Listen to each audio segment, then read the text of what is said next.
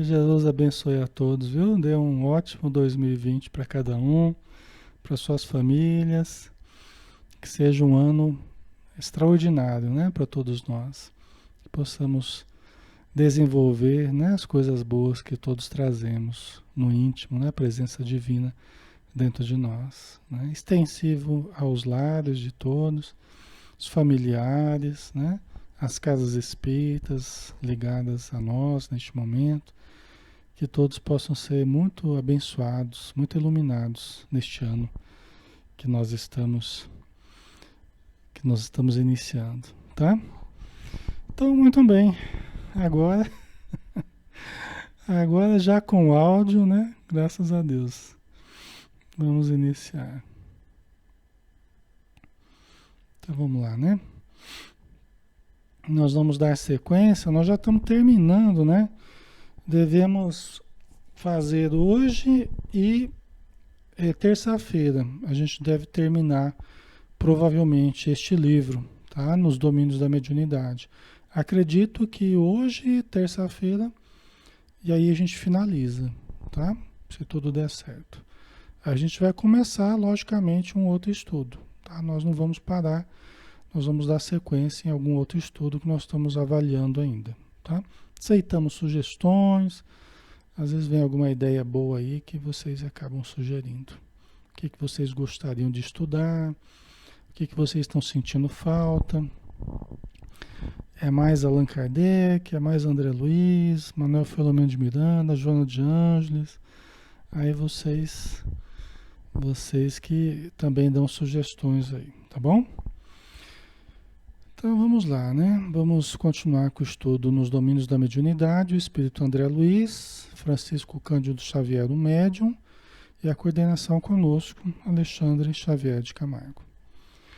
Então nós vamos terminar hoje o capítulo 29, anotações em serviço, que são alguns questionamentos que o André Luiz e o Hilário estão fazendo para o Aulus, em torno ainda da mediunidade, né? Todo o livro trata da mediunidade, e algumas questões importantes, né? Muito mais a respeito da nossa atitude, da atitude da casa espírita, da atitude dos espíritas perante a mediunidade. Então a gente vê que esses questionamentos últimos não são propriamente em torno de questões técnicas da mediunidade, da mecânica da mediunidade propriamente, né? Mas da nossa atitude diante das questões mediúnicas, né? Dos médiuns, né? Na casa espírita e tal, certo? E o André Luiz e o Hilário, eles colocaram algumas questões, né? 5 questões, se eu não me engano aqui, né? 3 delas nós já analisamos. Vamos para a quarta questão que foi colocada para o Aulus, né? André mencionou também os que afirmam que em todos os processos da obsessão funciona implacável a lei de causa e efeito, e que por isso não vale interferir em favor da mediunidade atormentada. Ok? Vamos lá de novo? André mencionou também os que afirmam, as pessoas, né, que falam que em todos os processos da obsessão funciona implacável a lei de causa e efeito, e que por isso não vale interferir em favor da mediunidade atormentada. Então, o André Luiz está trazendo o questionamento para o Aulus em torno desse pensamento que algumas pessoas manifestam. Eu já ouvi pessoas manifestando-se, fazendo palestra, falando esse argumento. Isso eu já pude verificar realmente esse argumento, né?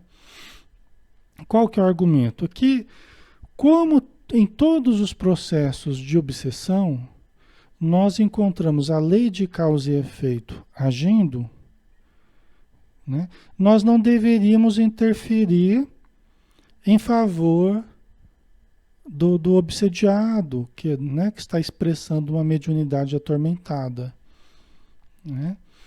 O que quer dizer isso, né? Tem muitas pessoas que acham que nós não devemos ajudar nos processos obsessivos, No pensamento da pessoa, o que que há? A ideia de que a lei está se cumprindo, a lei de causa e efeito. Então, se a pessoa está obsediada, é porque ela se comprometeu no mal. Então, a lei está se cumprindo, então deixa a lei se cumprir. Esse é o pensamento, esse é o argumento que usam, né, algumas pessoas, né, para dizer que nós não devemos interferir nos processos obsessivos. O que vocês acham? Né? E se fosse obsessão com a gente, né? E se nós fôssemos os obsediados? E somos, né? Aqui na Terra você não acha quem não é. Né? Tem o que é mais e tem o que é menos, né? Mas todos nós somos obsediados, todos nós andamos numa linha muito tênue entre o equilíbrio e o desequilíbrio.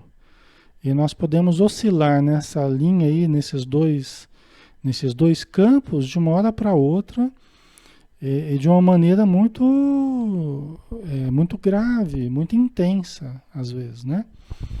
É perigoso para nós. Nós temos que estar cuidando o tempo todo, porque senão é fácil a gente se desequilibrar, né?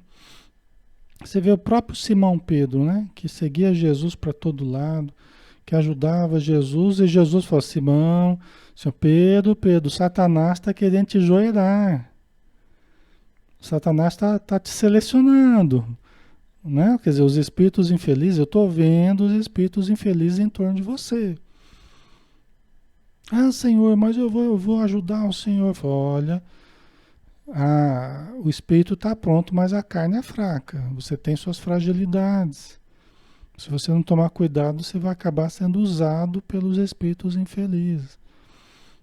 Não, Senhor, mas né, eu dou conta. Pedro, antes que o galo cante 2 vezes, 3 vezes, você vai me negar. Né? E teve um outro momento do Evangelho, né, que Jesus começou a falar, né, que ele ia ser pego pelos judeus, iam fazer tudo o que quisessem com ele e tal. Aí Pedro, não, Senhor, nós não vamos deixar acontecer nada com o Senhor, tal. Aí Jesus, afasta de mim, Satanás. Porque você não conhece das coisas do céu, só conhece das coisas da terra. Né? Então você vê Pedro, né? Pedro que era um discípulo dos mais queridos ali, dos mais presentes em todos os ensinos de Jesus, praticamente ele está presente, ou quase todos. Né? E Jesus, afasta de mim, Satanás, adversário, né? Aquele que está querendo influenciar Pedro. Não estava falando propriamente para Pedro, né? Estava falando porque sabia que Pedro era médium, né? E Pedro era facilmente influenciado quando ele se deixava levar pela irritação, pela insegurança, pelo medo. Né? Quando nós entramos nessa faixa, facilmente nós somos manipulados pelos espíritos infelizes. A gente entra na faixa da obsessão. Isso eu estou falando só para dizer que todos nós somos necessitados. Inclusive a forma de nós ficarmos razoavelmente melhores é ajudarmos uns aos outros, né? É ajudando uns aos outros que a gente vai ficando razoavelmente bem, né? Ainda com perigo de entrar ainda em momentos obsessivos, né? Então, o que pensar dessas pessoas, né, que dizem que na obsessão funciona a lei de causa e efeito, então por isso não vale a gente interferir em favor dos obsediados, né, dos médiuns atormentados, não é? É um absurdo, né, Helena? A Helena colocou que é um absurdo, né? A Vilani colocou, não acho correto, até porque o obsessor será socorrido. Tanto obsediado quanto obsessor, né, Vilani? Precisam de ajuda, né? Então, não é porque a gente se deixa envolver pela obsessão, né, que nós não necessitamos de ajuda ou que nós não devemos ser ajudados. Aí que nós precisamos de ajuda mesmo, né? Então, vamos ver o que o Aulus disse aqui. Mera argumentação do egoísmo bem nutrido. Essa foi boa, né? Mera argumentação do egoísmo bem nutrido. Quer dizer que o egoísmo está gordinho, está bem nutrido, né? O egoísmo está forte, né? Respondeu-lhe Aulos. Isso seria o mesmo que abandonar os doentes sob o pretexto de que são devedores perante a lei, né? Se a gente acha que as doenças elas têm um caráter moral, né? A lei de causa e efeito está se cumprindo e tal. Só que nem por isso a gente vai abandonar os doentes. E quando é um ente querido nosso? Às vezes a gente ouve esse argumento quando se trata de pessoas que eu não conheço ou de pessoas que não fazem parte da minha família, mas eu vejo assim que quando bate no nosso coração, né, é um filho, é um esposo, é um marido, é uma mãe, aí a gente move céus e terras para ajudar, né? Eu vejo isso às vezes. Então é fácil a gente usar esses argumentos que visam nos distanciar do esforço. Não é isso que o Aldo estava dizendo nos outros dias passados, né? Isso aí são mecanismos que a gente usa para fugir do esforço. A gente no vício da tranquilidade, no vício da paz do Mar Morto, né? No vício só de buscar o prazer e as delícias, né? Como a gente estava falando, dos momentos de vibrações elevadas, de estudos filosóficos maravilhosos, às vezes a gente entra pelo caminho da viciação, né? De só querer esse tipo de vivência ao lado dos nossos amigos, das pessoas boas, das pessoas tranquilas, serenas, e aí a gente começa a fugir lentamente dos necessitados, né? Dos obsediados, porque eles trazem um desafio para nós. Cada pessoa que a gente tenta ajudar é um desafio. É um desafio porque vem trazendo, às vezes, uma legião de obsessores. Às vezes, uma pessoa que chega à casa espírita é trabalho para meses e anos, dependendo do caso. Porque, às vezes, uma pessoa traz lá 100, 200 espíritos ligados a ela do passado. 50, 10, 20, depende do caso. Nós não temos nenhum contador de espírito, mas a gente sabe como é que funciona, né? Às vezes chegam pessoas extremamente comprometidas, né? Comprometidas, prejudicou, matou inúmeras pessoas, roubou, espoliou, queimou, estuprou. Aí começa a se comunicar na reunião mediúnica. É 1, é 2, é 3, é 10, e assim vai, né? Então, quem quer ajudar, né? Quem quer sair do egoísmo, como o Aulo está dizendo aqui, né? Precisa auxiliar os doentes, né? Nós não vamos abandonar aos doentes porque eles são devedores perante a lei. E nós não somos devedores. E nós também não somos doentes. Nós também não precisamos fazer o bem para tratar as chagas morais que nós trazemos dentro de nós e ajudando aos outros no que nós possamos, nós vamos nos melhorando, nós vamos nos tratando. Nós também vamos tratando as obsessões que nós sofremos periodicamente, né? E aí outros vão sendo auxiliados e vão também ajudando outros, e assim a corrente do bem vai se expandindo, né?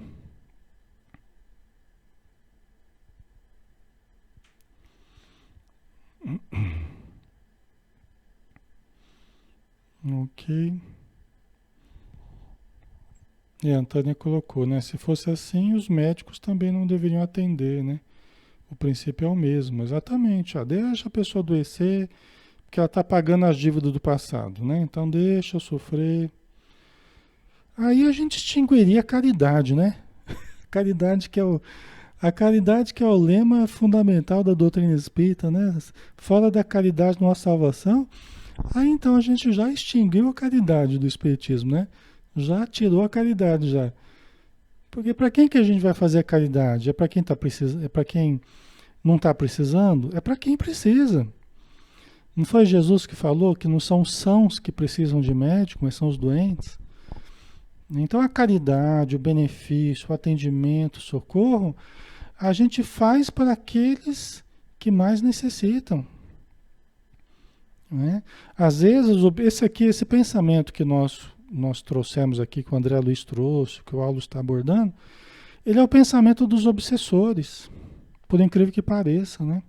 É os obsessores que pensam assim. A pessoa só está pagando, vocês não interfiram na nossa obsessão, não. Gente, é o que a gente mais ouve em reunião mediúnica. Vocês não vêm interferir, querer ajudar essa pessoa aí, porque ela não é essa pessoa boazinha que vocês estão achando, não. E a lei está se cumprindo e nós estamos aqui para fazer cumprir a lei e ela vai pagar, ela vai sofrer e tal, tal, né? Esse é o pensamento do obsessor. Então, se a gente começa a pensar assim aqui na Terra, nós estamos emparelhando o nosso pensamento ao pensamento do obsessor. Quer dizer, a gente está pensando como obsessor, nós não podemos pensar como obsessor. Nós temos que pensar como os espíritos amigos pensam, como Jesus nos ensinou, né? O obsessor, ele está desorientado, ele está enraivecido, ele está cheio de ódio, né? Cheio de mágoa, ele foi prejudicado, nós entendemos a dor dele, mas nós temos que pensar diferente até para poder ajudá-lo, né? Mas o pensamento dele é esse. Vocês estão ajudando essa pessoa, não ajude essa pessoa, não. Às vezes uma pessoa que acabou de chegar na casa espírita, né? Foi assistir a primeira palestra, tomar o passe, às vezes nas reuniões mediúnicas já começa a se comunicar espírito ligado à pessoa, né? Eu proíbo vocês de ajudar essa pessoa, porque ela não merece, vocês não sabem o mal que essa pessoa já fez, não sei o quê. Né? Aí a gente vai conversando com o espírito, vai orientando, né? A gente vai doutrinando, né? Vai esclarecendo o obsessor, né? Que nós estamos ali para ajudá-lo também. Que ele foi a vítima do passado. Você não foi a vítima do passado? É, eu fui a vítima do passado. Aquela pessoa que me prejudicou, tal. Aí a gente vai entrando no caso particular do espírito. E aí nós vamos trazendo as possibilidades que ele tem para que ele melhore, né? E algumas vezes funciona, algumas vezes ele aceita o nosso auxílio, né? E outras vezes não, depende do caso, né? A Luciana Galone colocou, né? No caso da Ivone Pereira, né? Ela foi suicida, né? As vidas passadas dela, a biografia dela, os livros falam da vida dela, né? Os livros que ela psicografou, muito ali tem da vida dela, né? Seus suicídios em outras encarnações, até mesmo relatos mediúnicos da atual encarnação.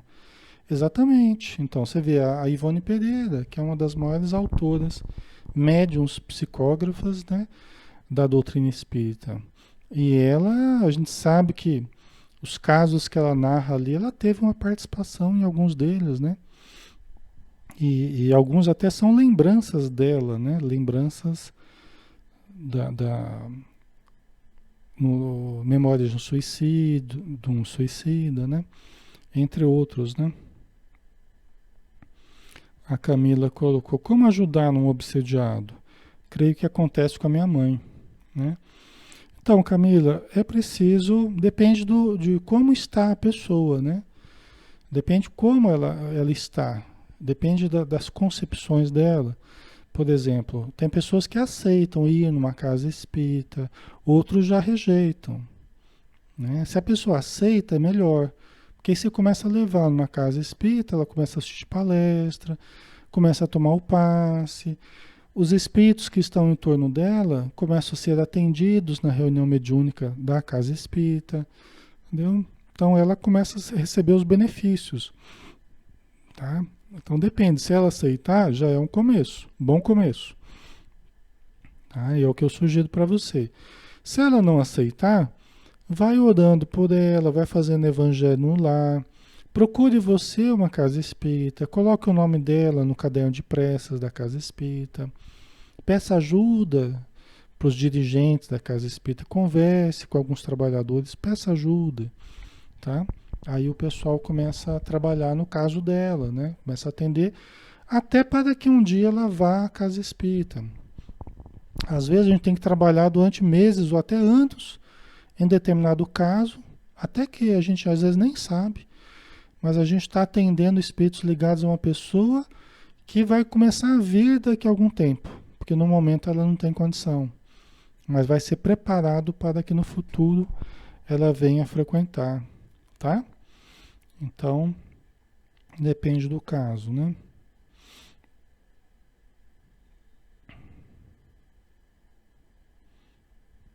Certo. Acho que eu já respondi, né? Aí da Nildes, né? Ok, vamos lá. Vocês estão entendendo então, pessoal? Né? Nós não podemos abandonar os obsediados, né? É lógico que nem todo obsediado vai favorecer o auxílio, né? Tem pessoas que aceitam de bom grado o auxílio, outros rejeitam, né? Outros rejeitam, outros criam dificuldade, né? Geram aversão, né? Que às vezes a gente vai ficando com dificuldade até para ajudar a pessoa começa a nos ver de uma forma ruim, de uma forma negativa, né? Tanto dentro quanto fora da casa espírita, às vezes até dentro da família.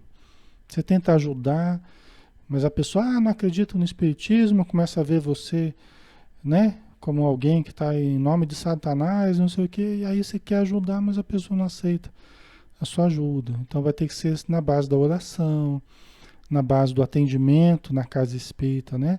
A desobsessão na casa espírita, sem a participação da pessoa, tal, né? Então depende do caso, né? É mais fácil quando a pessoa se ajuda, quando ela está percebendo que ela não está bem, aí ela tem que ter humildade, né? Quando a pessoa tem humildade e percebe que não está bem, então aí ela se abre a ajuda, ela pede ajuda, né? Ela fala dos problemas que estão ocorrendo, pergunta o que ela pode fazer, né? Pede ajuda, né? Agora a pessoa mais orgulhosa, ela cria dificuldades, ela cria problemas, né? Ela dificulta a ajuda, né? Aí se torna um problema cada vez maior, né? Isso acontece muito nos casos de fascinação, né? Os casos de fascinação são muito difíceis, porque são ideias que vão adentrando a mente das pessoas, né? E vão dominando as pessoas, né? Não é apenas sintoma físico ou descontrole emocional. São ideias que vão dominando a vontade da pessoa, os pensamentos da pessoa, né? De modo que ela começa a mudar o modo dela pensar. Começa a adotar certos pensamentos fixos, né? Isso que dificulta, às vezes, o nosso auxílio, né?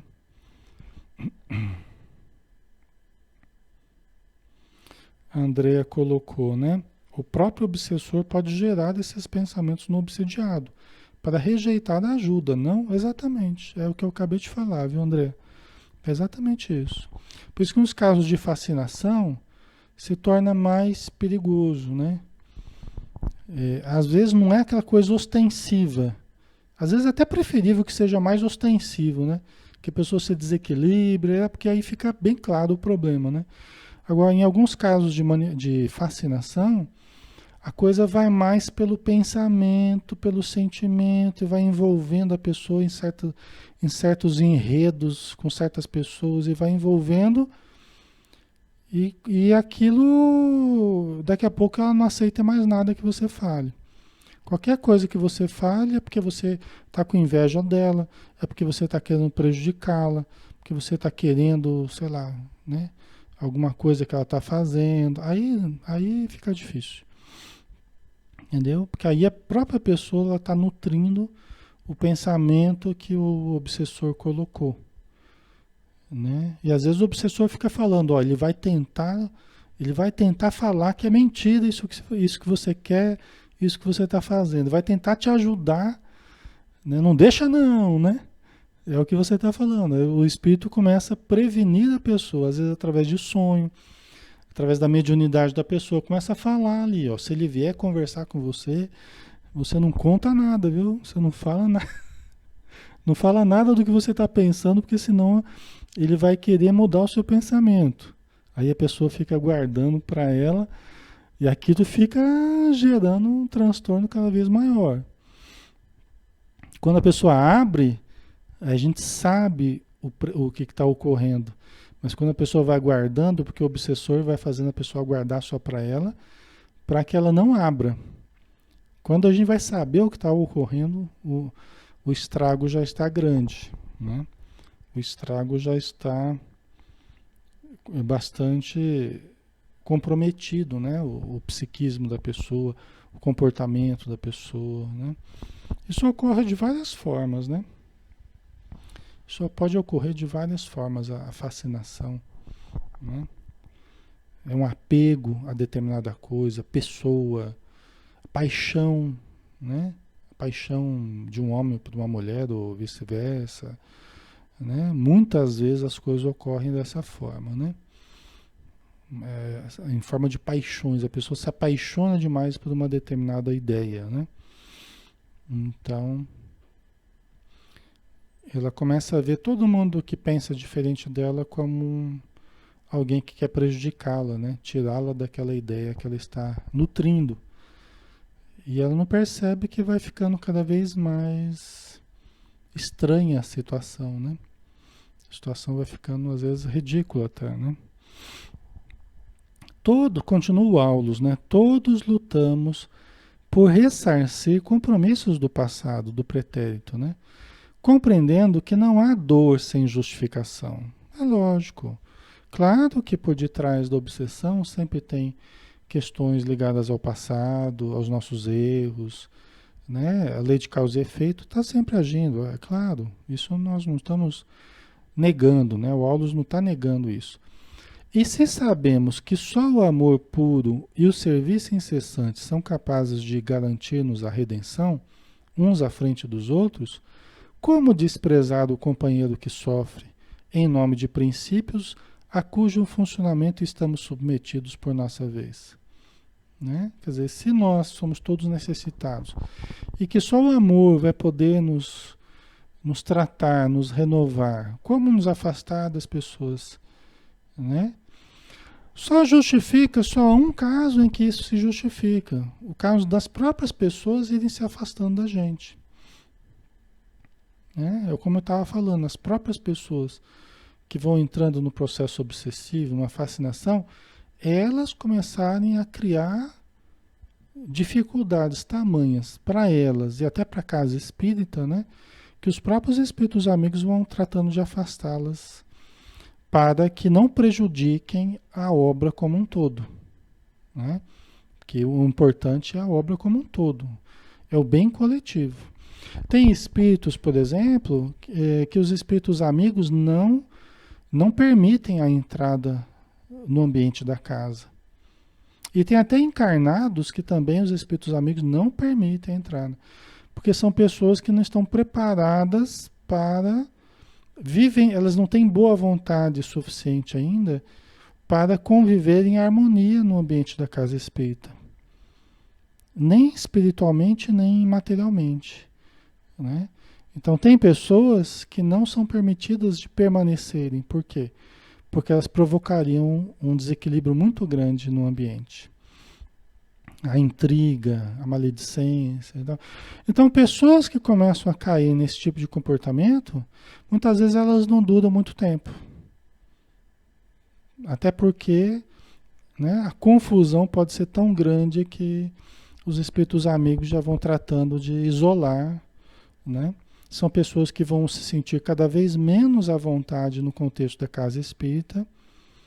Então, não é que nós não queremos ajudar, não queiramos ajudar, é que as próprias pessoas vão se afastando.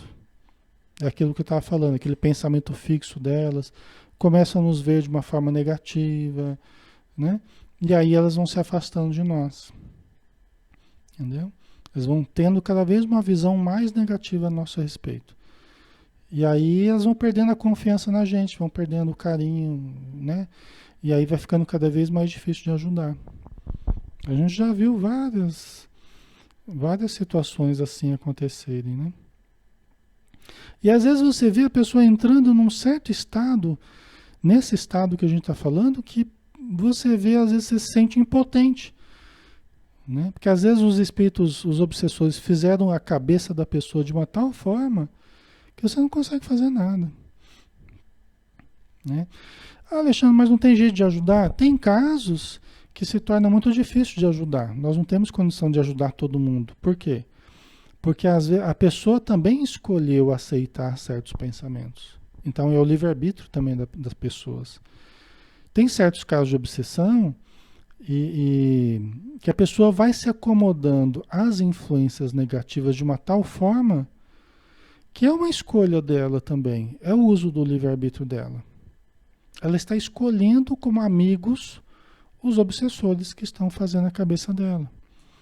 Então nós não agimos com violência. Os espíritos amigos não agem com violência.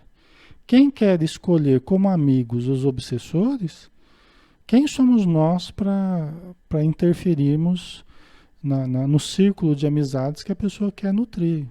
Vocês entendem? Existem certos limites para a ajuda, né? Por isso que Jesus falava, ó, agora vai e não peques mais, para que não aconteça coisa pior com você. Porque se você ficar aceitando de novo a obsessão, se você ficar aceitando a indução dos pensamentos, dos sentimentos desse tipo de espírito, pode ficar difícil de socorrer de novo. Porque às vezes você vai entrando num tal estado de ilusão, né? De fascinação, que pode ser muito difícil de socorrer. Você vê Jesus falando isso, né?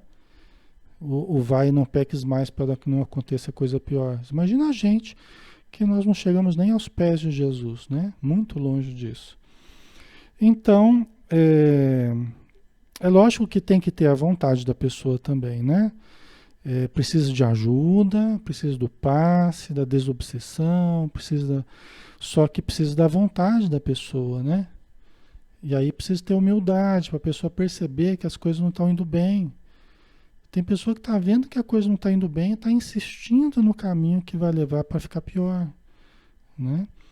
Então aí a gente tem que respeitar a vontade da pessoa também, que ninguém vai agir com violência, até porque não funciona, né? A Ivone colocou, as próprias pessoas criam barreiras e afastam-se devido aos obsessores, né? Precisam de muita ajuda, mas sempre respeitando o livre-arbítrio, né? Então, e no final das contas, cada um cria a vida que procura, né? Cada um atrai as pessoas que procura, cada um rejeita quem não quer. No final das contas, pessoal, somos nós construindo a nossa vida. E isso é individual, é intransferível. Cada pessoa que chega ao centro, cada pessoa que está aqui com a gente estudando, cada um de nós está construindo a própria vida. Está fazendo escolhas. E a nossa vida será o resultado das escolhas que a gente vai fazendo, né? Então, cada um de nós é responsável por aquilo que vai fazendo. Mesmo quando a gente entra em obsessão, nós também estamos escolhendo como amigos, estamos cedendo a determinados espíritos. Poderíamos não ceder, né? Certo?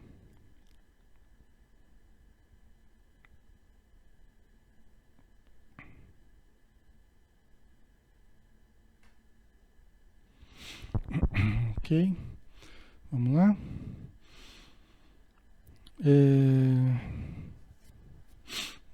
Isso aqui eu acho que já comentamos, né? Tá. Todos nós somos necessitados do passado, né? E nós precisamos nos ajudar mutuamente, então por isso não podemos desprezar, né?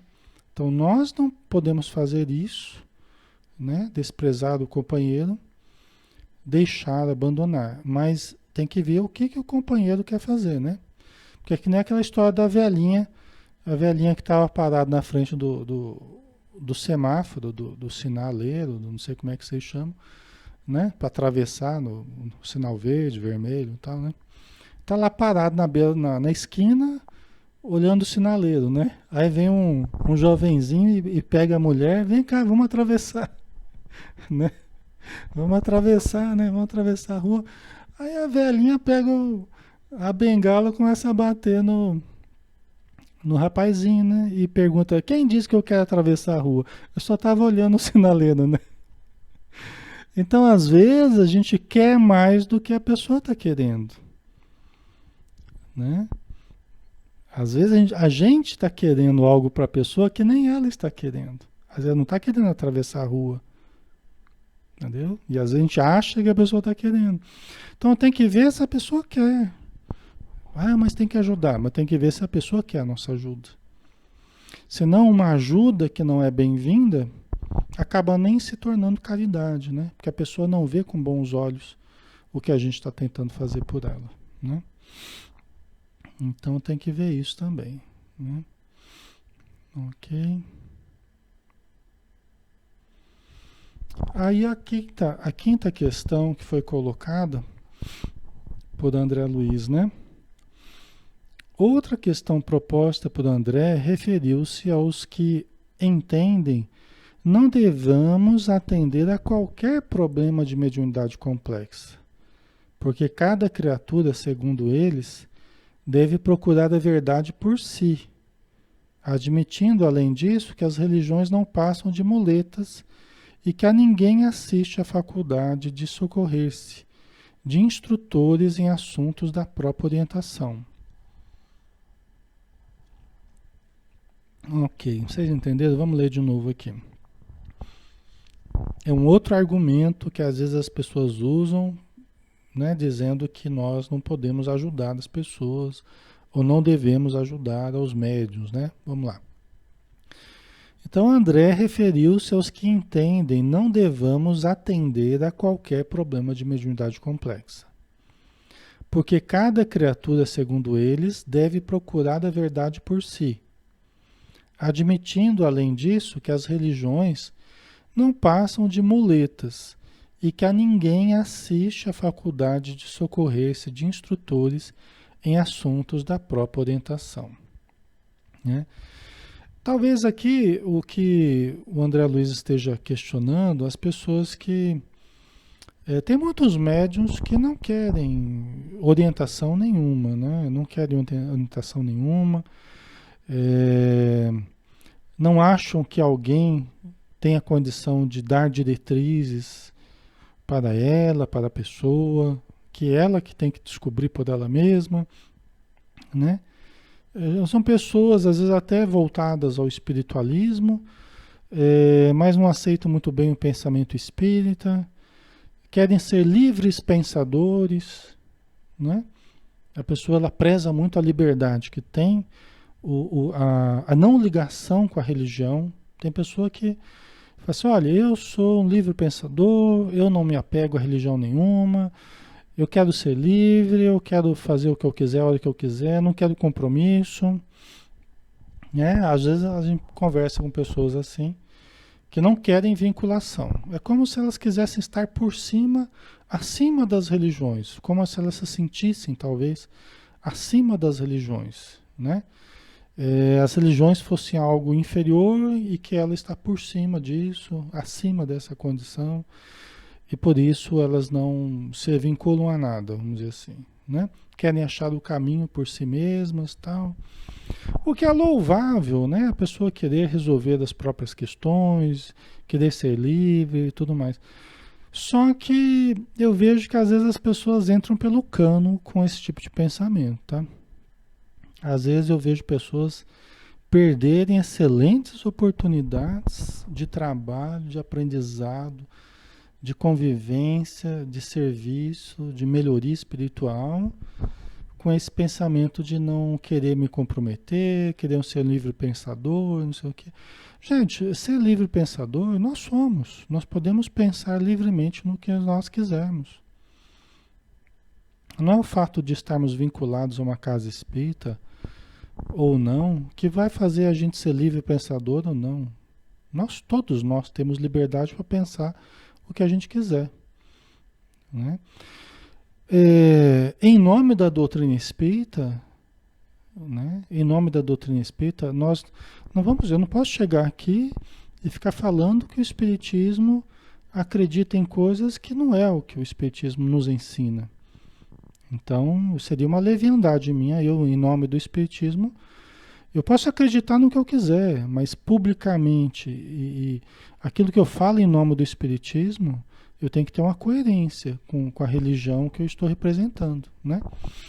Então, a gente não pode se sentir totalmente descompromissado das coisas, né? Existe um compromisso, né? Eu me sinto ligado à doutrina espírita, né? Devedor por tudo que eu recebi, né? Pelos benefícios que eu tive a minha vida toda, né? Pelo quanto a doutrina espírita me ajudou. Do mesmo jeito a gente vê o Divaldo, guardadas as devidas proporções, né? O Divaldo, em nome do espiritismo, ele mantém uma conduta, ele, né? É um livre pensador, é uma pessoa que pensa o que ele quiser, mas ele se sente agradecido ao que ele recebeu do espiritismo, da mediunidade, né? Os livros que ele recebeu e tudo mais. Então ele tem responsabilidade quando ele fala em nome do espiritismo, né? Então, assim, esse compromisso não é exatamente ruim, né? Eu não acho. Para mim, eu acho excelente. Eu me senti compromissado com uma causa que tem feito tanto bem para mim, né? Então, eu, enquanto médium, eu preciso da casa espírita. Muito mais do que a casa espírita precisa de mim.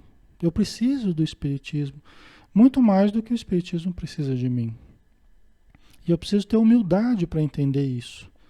Senão eu começo a fazer picuinha, né? Eu começo a criar uma série de problemas, né? Achando que eu sou muito importante ou para a casa espírita ou para o espiritismo, e eu sou plenamente substituível. Sou plenamente substituível. Todos nós somos substituíveis, né? Isso a gente precisa ter clareza, né, pessoal?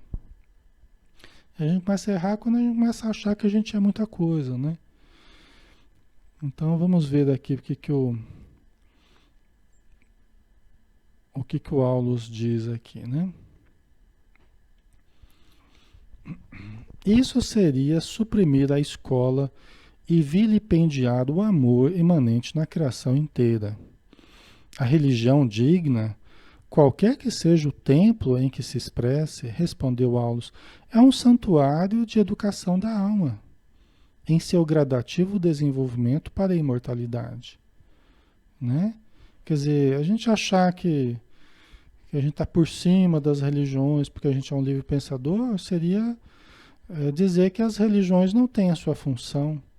E ele está dizendo aqui, né?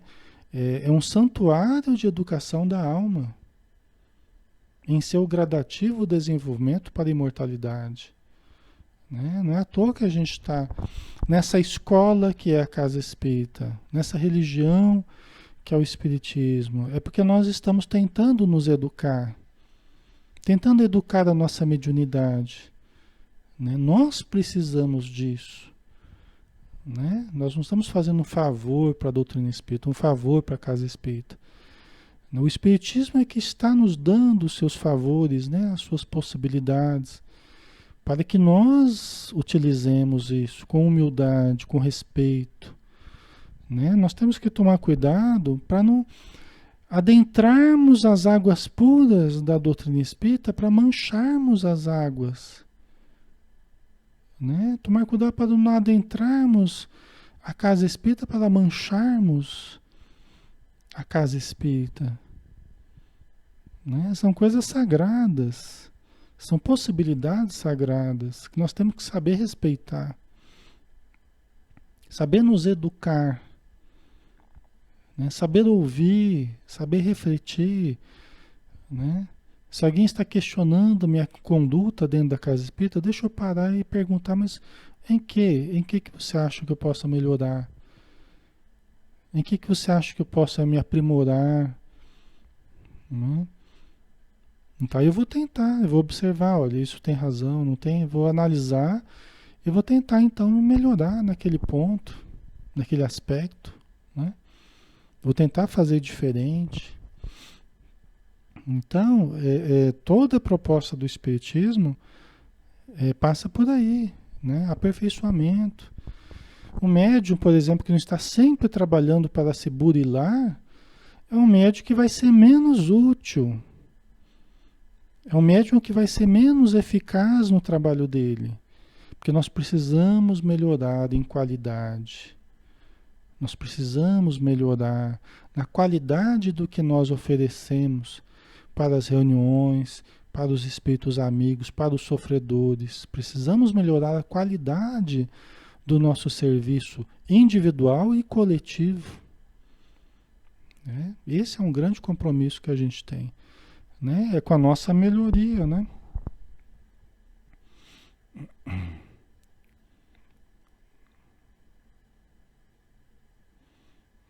Ok. Quando a gente se aproxima de uma casa espírita, pessoal, nós estamos sendo admitidos. Nós estamos sendo admitidos a uma escola. Ninguém vai à toa para uma casa espírita.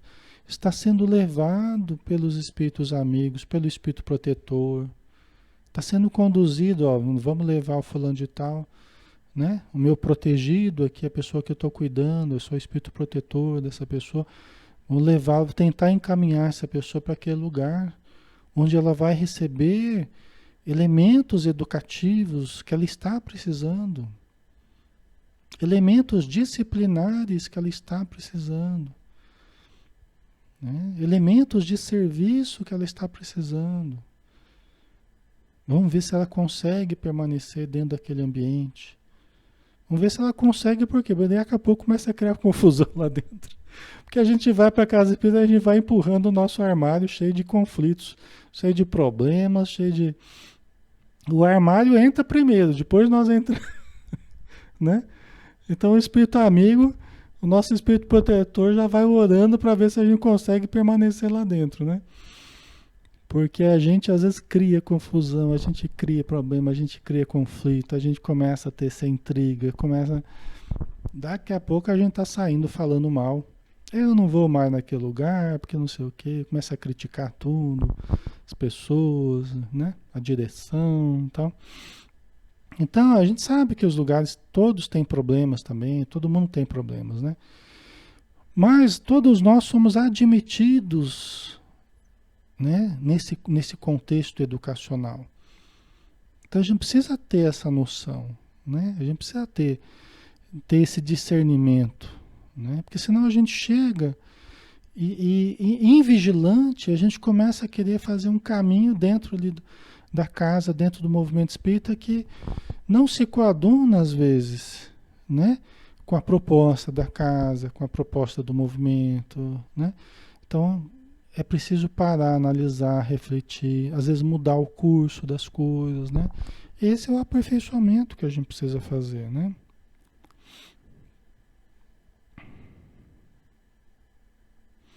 A Heloísa colocou: é escolhida uma determinada época para ser encaminhada para a casa espírita? Sim, Heloísa, sim. Né? Eu acho que, de certo modo, é a época do nosso amadurecimento, né? Porque é a época que a gente aceita ir, né? Tem isso, né? Porque tem certos momentos que a gente está tão fechado e está tão em busca de outras coisas que a gente nem passa pela cabeça buscar espiritismo, buscar... Geralmente é quando as coisas começam a dar errado, né? É quando a gente começa a bater cabeça, sofrer com os problemas, é que a gente começa, puxa, eu estou precisando buscar ajuda, né? A mediunidade começa a aparecer, alguns fenômenos começam a ocorrer e tal, aí a pessoa, puxa, eu tenho que buscar, né? Mas tudo isso geralmente tem uma programação, né? Tem uma programação. Então os espíritos amigos já previam que certa época da vida a gente já estaria meio cansado de certas ilusões, de certas buscas fantasiosas, e que a gente ficaria mais propenso a receber os convites espiritualizantes, né? Então, isso tudo tem uma época programada, né? Um amadurecimento nosso que vai favorecer isso, tá? Esse encaminhamento aí. Às vezes, quando a mediunidade está para começar a surgir, a pessoa é encaminhada para a casa espírita, para quando surgir, a pessoa já está bem localizada. Ela já estava estudando, ela já estava participando, de repente começa a aparecer a mediunidade. A pessoa fala assim, eu fui na casa espírita e apareceu a mediunidade. Como se fosse porque foi na casa espírita, né? Mas é o contrário. Às vezes a pessoa foi para a casa espírita levada porque em breve começaria a surgir a mediunidade. E os espíritos tão amorosos, tão previdentes, tão atenciosos já estavam nos preparando, nos colocando no lugar certo, né? Para que a gente já fosse se ajustando, né? A gente já fosse se ambientando com as pessoas, com o ambiente, né? Com a casa espírita, tá? Então, de certo modo, tem uma época assim, né? Meio programada aí, né? Tá? Vamos ver aqui.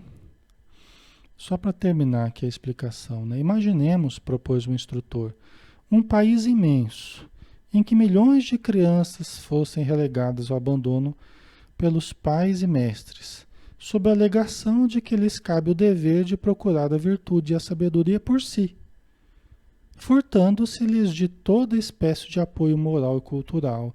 Você está entendendo a imagem que o Aulo está criando? Um país imenso de milhões de crianças que fossem relegadas ao abandono pelos pais e mestres, sob a alegação de que elas têm que achar a virtude por si mesmas, né? Então, deixando de dar aulas, deixando de ter escolas, porque elas precisariam descobrir por elas mesmas, né? Então, seria totalmente errado. Então, por isso que existem os templos, as religiões, as casas espíritas, os cursos, né? Os agrupamentos. Às vezes a pessoa fala tão mal da religião, mas é uma vivência tão boa, né? Uma vivência tão positiva, né? Quando você se une a pessoas que pensam de uma maneira semelhante, que cultivam os mesmos ideais. Às vezes a pessoa se achava um ET, né? Eu converso com pessoas que às vezes estavam se achando um ET. Eu falei, Alexandre, parece que eu não pertenço a esse mundo, eu não gosto dos amigos, o que eles fazem, eu não gosto da balada, eu não gosto do não sei o quê, né?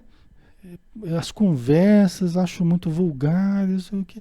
Aí a gente para e você, pô, você está parecendo espírita que não sabe que é espírita ainda.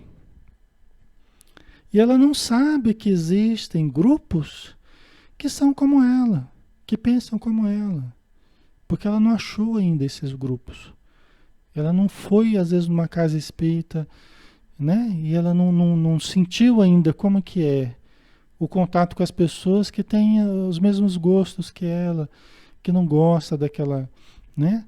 Daquela coisa mais pro lado mais instintivo, né? Aquela coisa mais inferior. Gosta de uma coisa mais elevada. Conversas de conteúdo mais elevado, mais moralizante. Aí quando a pessoa encontra, fala assim, nossa senhora, não sabia que tinha esse ambiente, não sabia que tinham pessoas que pensavam assim, que agiam dessa forma e tal. E aqui não estou querendo dizer que o espírito é perfeito, nem que a casa espírita é perfeita, né? A gente sabe que não é, nós não somos.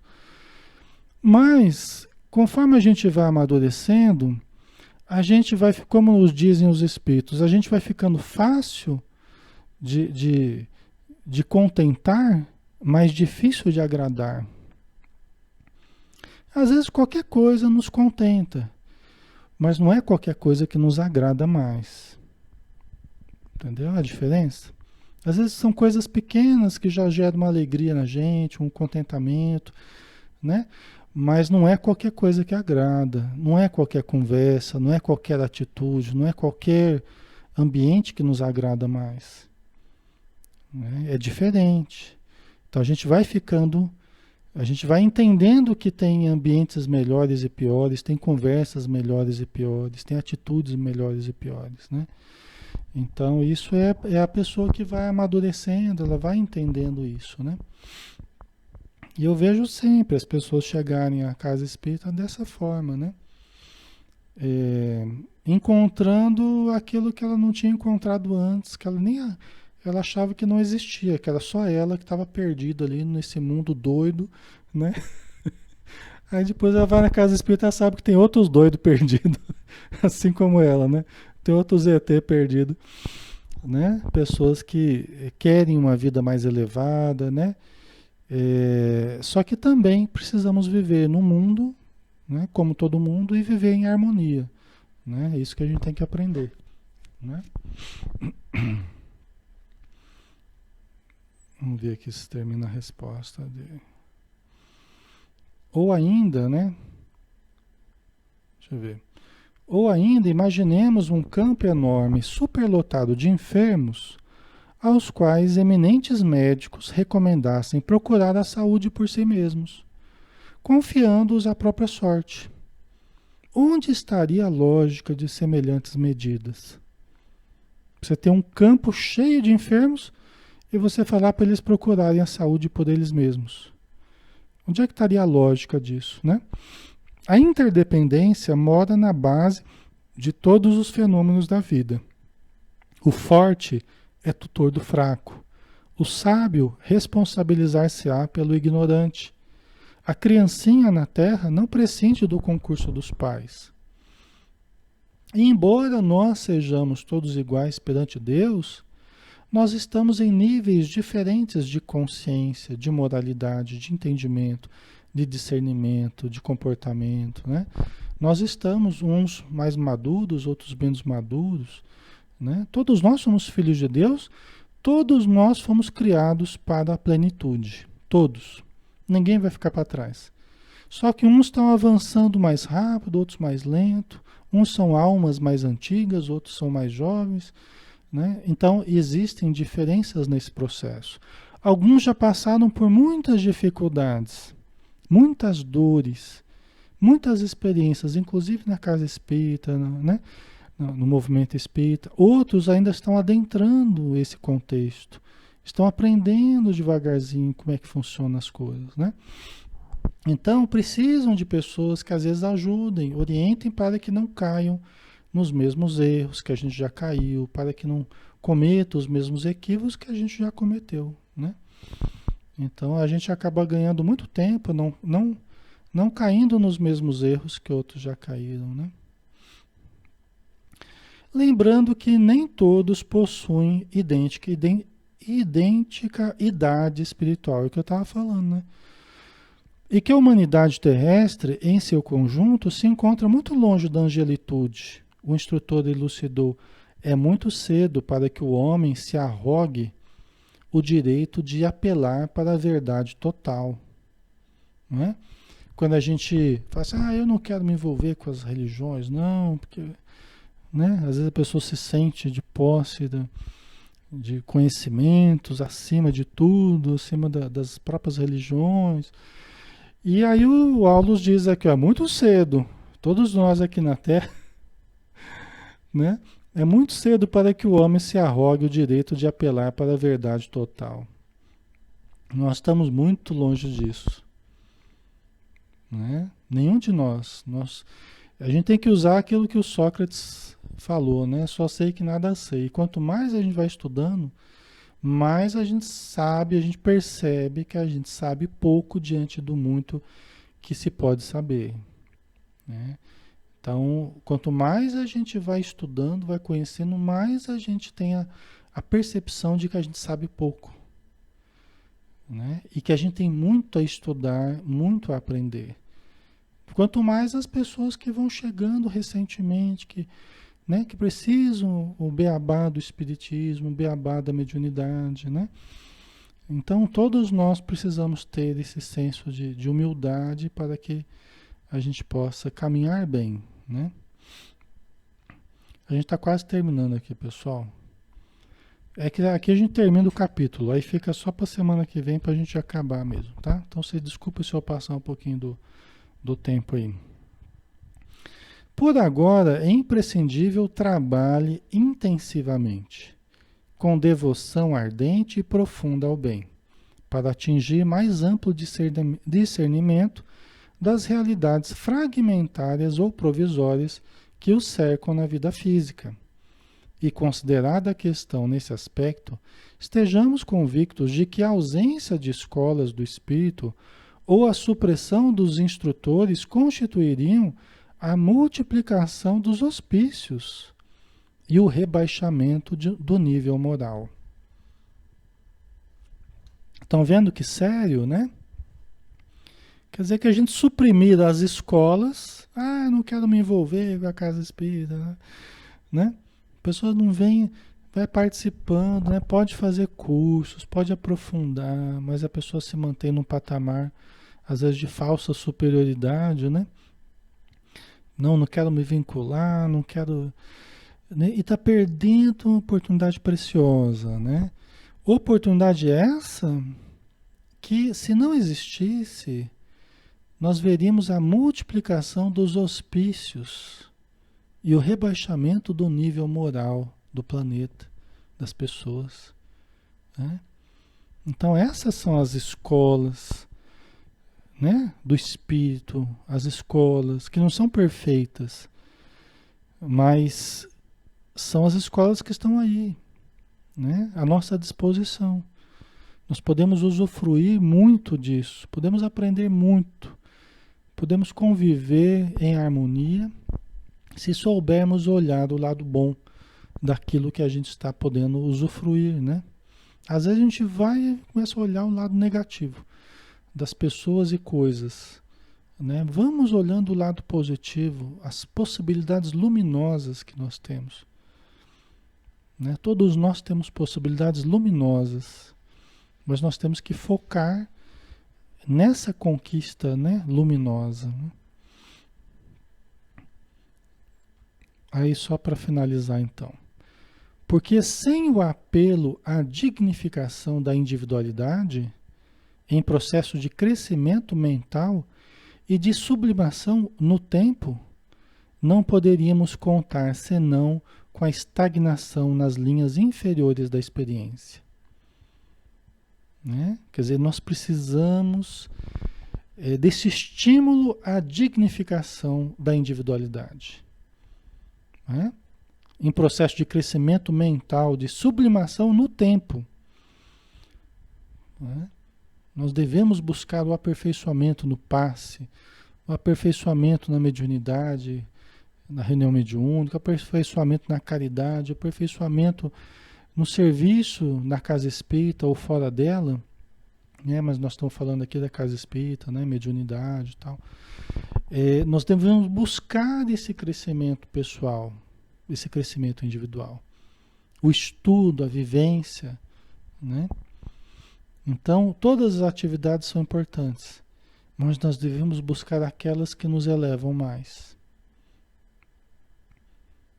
Sem prejuízo daquelas outras, mas devemos concentrar mais energia naquelas que promovem o nosso crescimento, né, espiritual, né? E concluindo a lição, propôs: trabalhemos com bom ânimo. O tempo conjugado com o serviço no bem é o alicerce da nossa vitória, né? Trabalhemos com bom ânimo, né? Trabalhemos com bom ânimo. O tempo conjugado com o serviço no bem é o alicerce de nossa vitória, né? Vamos aceitando os chamados, né, do trabalho, as mudanças do trabalho, a melhoria, os estímulos, porque todos nós somos fadados à luz, né? Nós caminhamos para a luz. Ok? Deixa eu ver o que vocês colocaram aqui.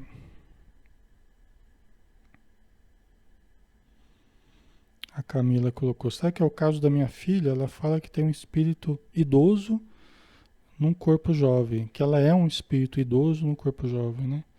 Pode ser, Camila, pode ser. Seja um espírito já muito vivido, né? Amadurecido. Isso aí o tempo vai mostrar, né?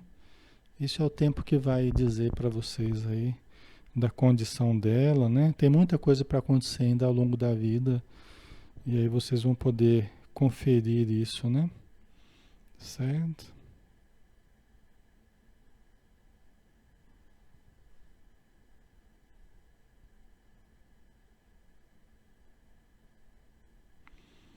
A Luciana colocou aqui, né? Acho que foi isso que aconteceu comigo. Não lembro quando a depressão veio forte em mim, nada mais fazia sentido na minha vida. Mas aí eu já tinha sido apresentada a obra de André Luiz, pela LBV, né? O livro Nosso Lar, né? Aí foi um freio para que eu não fizesse algo ruim para mim. Então, quando você mais precisou, os espíritos trouxeram aquilo que você precisava, né? A informação para que você que pudesse ajudar você, né?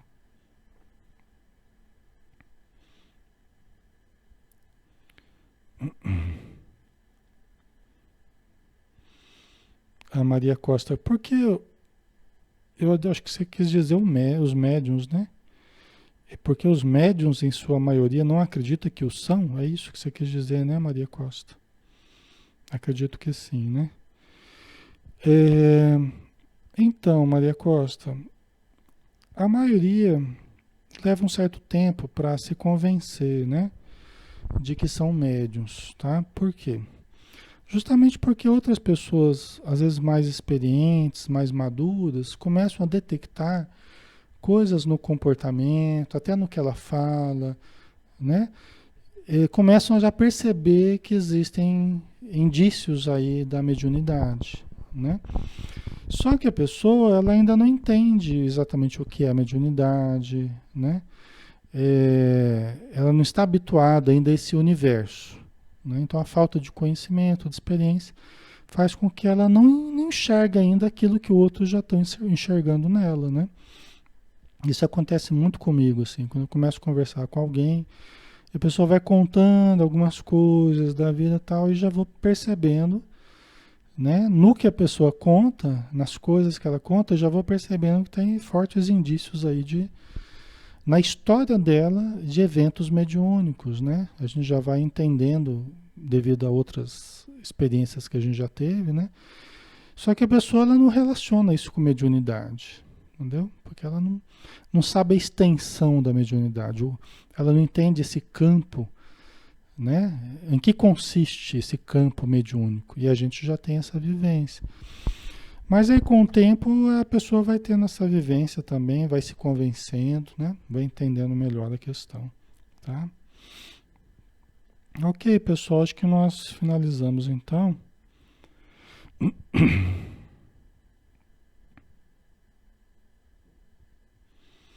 A Miranda colocou aqui, eu frequentava uma casa Humberto de Campos, né, na minha cidade, São Luís, né? Só que um certo tempo me afastei sem motivo aparente. Estou pedindo forças para voltar, né? Legal, Miranda, continua assim, né? Volte, né? Vai juntando força aí para você conseguir participar, porque é assim mesmo, sabe? Se a gente vai deixando, eu não fui ontem, então também não vou hoje, eu não fui semana passada, também não vou hoje. Por isso que é interessante a gente pegar firme e não começar a fazer corpo mole. Porque se a pessoa começa a fazer o corpo mole, é facinho de se afastar. Até porque os espíritos, os obsessores, né, os espíritos que querem que a gente se afaste, eles começam, você está muito cansado, não vai hoje não, não vai hoje não, né? É muito longe, né? Aí a gente vai aceitando essas induções mentais, né? Daqui a pouco você falta um dia, falta outro dia, daqui a pouco você nem lembra mais do centro. E é ruim, né? Porque a gente acaba perdendo essa oportunidade, né? Mas a qualquer momento a gente pode voltar. A qualquer momento a gente pode voltar e seremos muito bem-vindos, né? Ok, pessoal, então vamos finalizar, né? Vamos fazer a nossa prece final, agradecendo novamente a Jesus, agradecendo aos espíritos amigos, nosso espírito protetor, que nos acompanha e nos ajuda sempre, em qualquer instante da nossa vida, desde que nós nos abramos a essa ajuda, desde que nós ouçamos os seus alvitres, os seus conselhos, as suas orientações, buscando manter sempre o padrão elevado de pensamento, com otimismo, com esperança, com fé, com amor. E aí nós conseguimos perceber essa ajuda sempre constante na nossa vida, na nossa mente e no nosso coração. Obrigado, Senhor Jesus, por esta noite de estudos e que possamos multiplicar essas bênçãos que recebemos a cada dia de estudo que nós estivermos juntos e a cada dia de vida que nós vivemos durante mais um ano que temos pela frente. Muito obrigado por tudo e que a tua paz esteja conosco. Que assim seja. Muito bem, pessoal. Obrigado pela presença de vocês, tá? Obrigado pelo carinho, pela participação. E que Deus abençoe a todos, tá? Então, feliz ano aí pela frente e vamos juntos estudando, tá bom? Um abraço, até mais.